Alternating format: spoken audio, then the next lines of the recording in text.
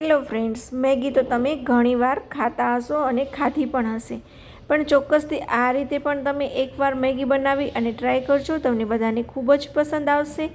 જે બજારમાં બહાર સેન્ટરોમાં મળે છે એનાથી પણ વધારે સરસ તમે ઘરે બનાવી શકો છો અને એ બાને થોડું વેજીટેબલ પણ ખવાઈ જશે અને એકદમ ચટપટી એવી મેગી બનશે. જોકે મેગી તો ચટપટી જ હોય છે, પણ એમાં એક્સ્ટ્રા જે આપણે મસાલો બનાવી અને બનાવેલી છે એનાથી વધારે એનો ટેસ્ટ છે એ ઉભરીને બહાર આવે છે.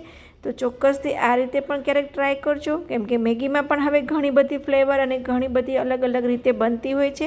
તો એમાંની એક ફ્લેવર એટલે આજે આપણે ગુજરાતી તડકા મેગી બનાવી રહ્યા છીએ. એના માટે અહીંયા મેગી લીધી છે, લીલું મરચું લીધું છે, કોથમીર લીધી છે, ગરમ મસાલો, ગાજર, ટમેટું, બાફેલું બટેટું, નમક, તેલ અને રૂટીનના મસાલા લીધેલા છે.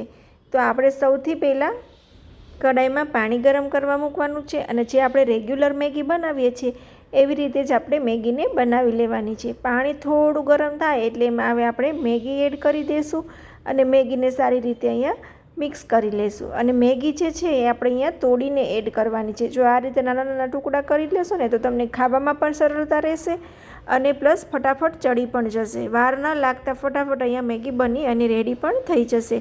તો એમાં એની જોડે આપણે જે મેજિક મસાલો અંદર આવે છે એ મસાલો અહીંયા એડ કરી દઈએ અને સારી રીતે મિક્સ કરી દઈએ.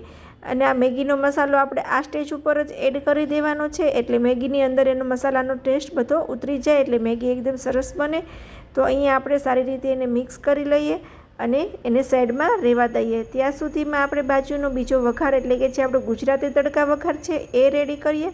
અને આ મેગી તમે બહાર રેસ્ટોરન્ટમાં કે કોઈ મેગી સેન્ટરમાં ગયા હશો તો તમને ખબર જ હશે કે ત્યાં અલગ અલગ ફ્લેવરની બહુ બધી મેગી મળતી હોય છે.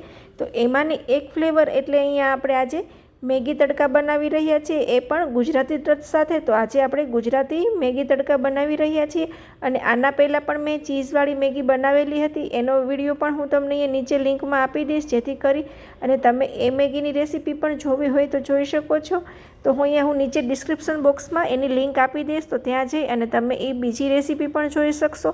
જે તમે બજારમાં બહાર ખાવા જાઓ છો એવી સેમ ટુ સેમ તમે તમારા ઘરે બનાવી શકો છો અને એનાથી પણ વધારે ટેસ્ટી અને એકદમ ચોખ્ખી અને હાઇજેનિક રીતે તમે એને બનાવી શકો છો. કેમ કે બધા ફ્રેશ વેજીટેબલ લઈ અને આપણે અહીંયા બનાવેલી હોય છે, તો એ વાતની પણ ખાતરી રહે છે કે આપણે આપણી હાથે બનાવેલી છે, એટલે બધા વેજીટેબલને બધું સાફ કરેલું અને પ્રોપર મસાલા સાથે આપણે બનાવેલી હોય છે. તો અહીંયા આપણે તેલ લીધું છે, તેલ સરસ ગરમ થઈ જાય એટલે એમાં હિંગ એડ કરવાની, જીરું એડ કરવાનું. ત્યારબાદ અહીંયા આપણે એકદમ બારીક કટ કરેલા કાંદા લીધા છે, એટલે કે એકદમ ઝીણી ઝીણી કટ કરેલી ડુંગળી એડ કરવાની છે. ત્યારબાદ અહીંયા હવે એમાં આપણે ગાજર એડ કરશું અને સારી રીતે હવે એને મિક્સ કરી લઈશું. અને ગાજરને અને ડુંગળીને 2 મિનિટ માટે અહીંયા આપણે ચડવા દેવાનું છે. કોઈ પણ વેજીટેબલને અહીંયા વધારે ચડાવવા દેવાની જરૂર નથી, કેમ કે એ ક્રન્ચી રહેશે તો પણ ખાવામાં એટલા સરસ લાગશે. ત્યારબાદ એમાં અહીંયા આવે લીલું મરચું એડ કરશું. જો તમારી પાસે કેપ્સિકમ હોય તો તમે કેપ્સિકમ પણ એડ કરી શકો છો અને ના હોય તો સ્કીપ પણ કરી શકો છો.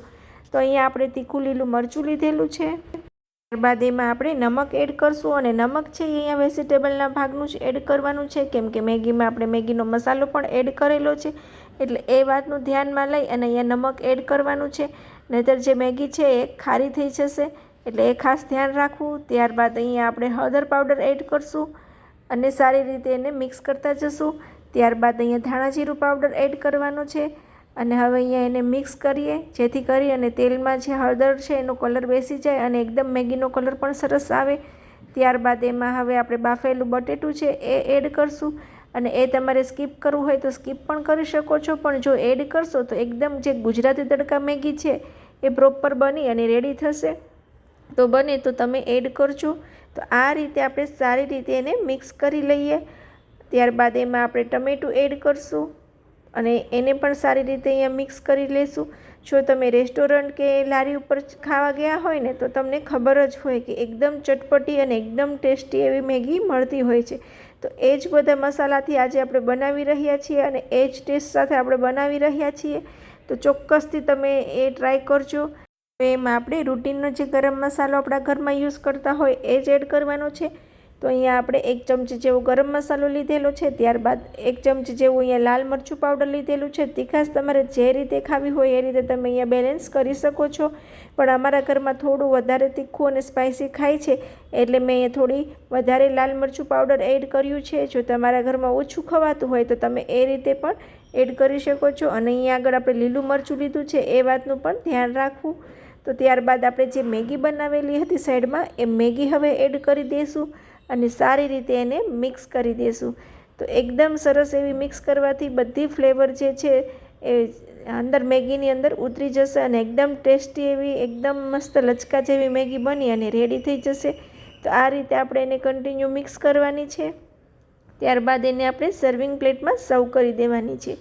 તો આજની રેસીપી તમને કેવી લાગી ખાસ એ પણ મને કોમેન્ટ કરજો. અને આજે જે આપણે મેગી બનાવી છે એ ગુજરાતી દેશી તડકા મેગી બનાવી છે. જો તમે બહાર ગયા હોય અને ટેસ્ટ કરી હોય તો તમને ખ્યાલ જ હશે, અને એનો કલર અને એનું સર્વિંગ જોઈને પણ તમને ખ્યાલ આવી જ જશે કે આ મેગી બજારમાં કેટલી મોંઘી મળે છે, અને એવી જ સેમ ટુ સેમ મેગી તમે ઘરે તમારા બજેટમાં બનાવી શકો છો. મળશું નવી રેસીપી સાથે, નવા વિડીયો સાથે. ત્યાં સુધી આવજો. જય શ્રી કૃષ્ણ. અને મારા વિડીયોને લાઇક, શેર અને સબસ્ક્રાઈબ કરવાનું પણ ના ભૂલશો, અને હાઇપ કરવાનું તો બિલકુલ ના ભૂલશો. મળશું વધુ રેસીપી સાથે. આવજો.